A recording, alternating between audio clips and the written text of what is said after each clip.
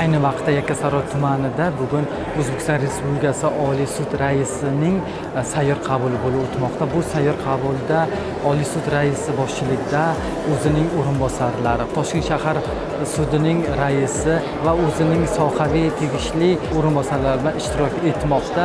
Bu yerda bugun Yakkasaroy tuman fuqarolar, qo'shni tumanlardan ham fuqarolar o'z murojaatlari bilan kelishgan. Shunisi bilan qiziqki, bugun shu yerning o'zida sud ham bo'lib o'tmoqda. Jarayonni birgalikda kuzatamiz.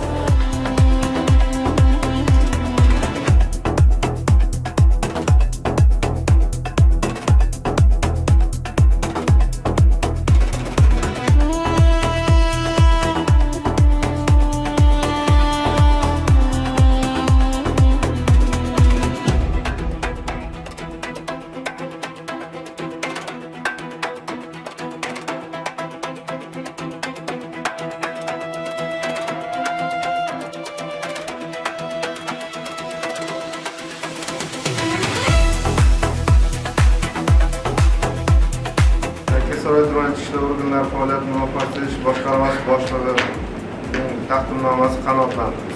Muddat belgilash shartlari asosida